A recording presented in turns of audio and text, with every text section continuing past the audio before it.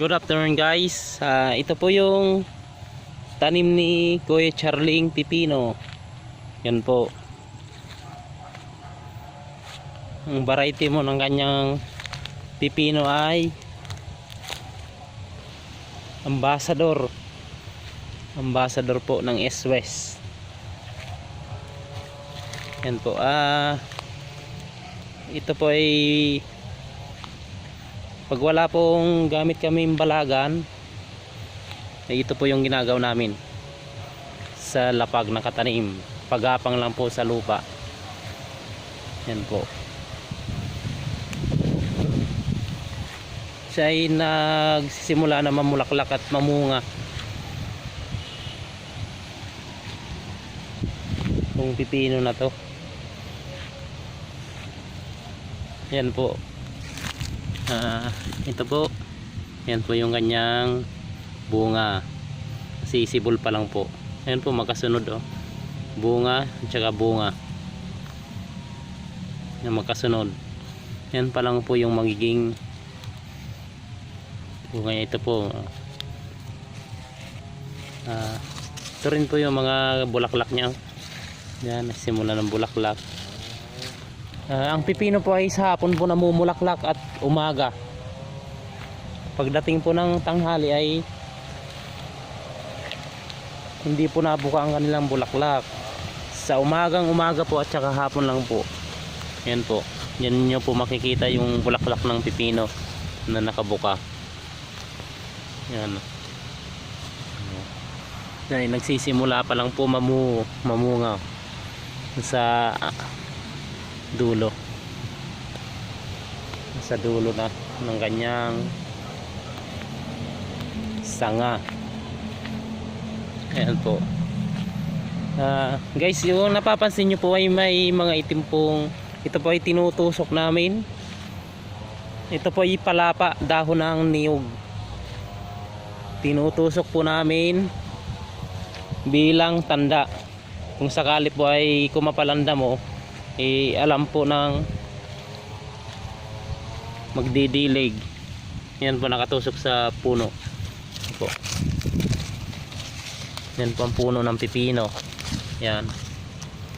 May tusok pong tanda. Ito yung dahon ng niyog o palapa. Nakatusok po siya.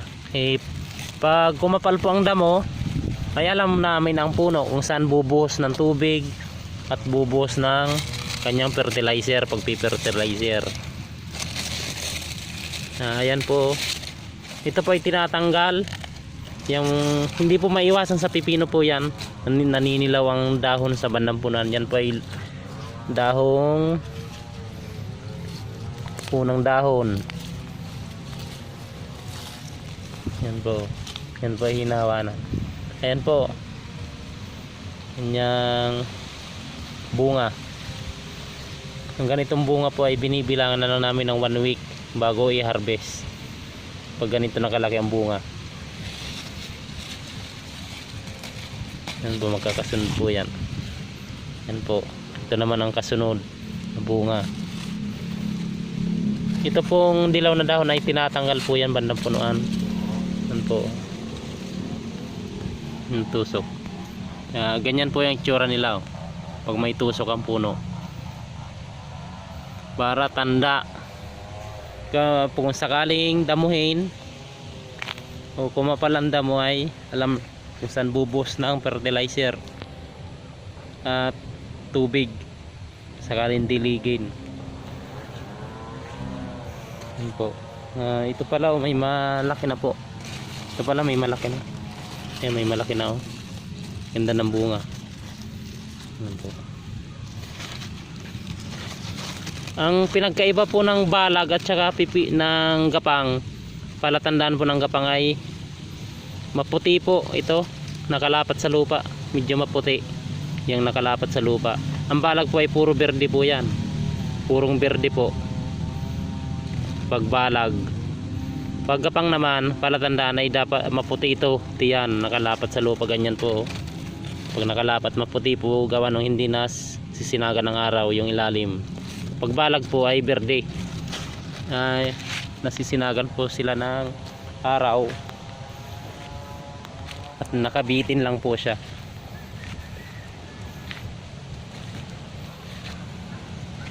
Ito po yan po napapansin nyo po yung may dilaw na dahon sa bandang punuan. Hindi naman po yan maiiwasan.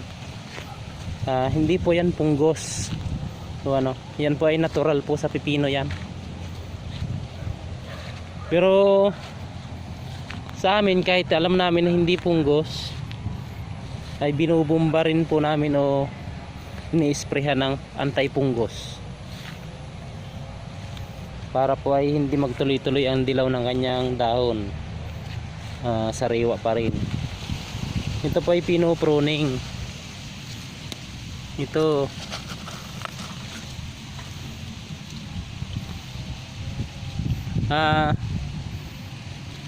ito pong bandang puno ang sanga. Ito pa ay tinatanggal, hindi po ito namumunga. Hindi po yan namumunga. Ito, tinatanggal po yan.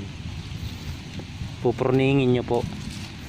Yan sa hawa ng puno pag nagtanim po kayo ng gapang na pipino. Ito po ay tinatanggal. Yan. Mga dilaw na dahon. Guys, abangan nyo po kung anong pang spray namin sa naninilaw na dahon. Sa sunod na video ko po ay papakita ko po sa inyo kung anong gamot po ang ginagamit namin sa naninilaw na dahon ng pipino. Hanggang dito na lang po guys. Maraming salamat po at magandang hapon.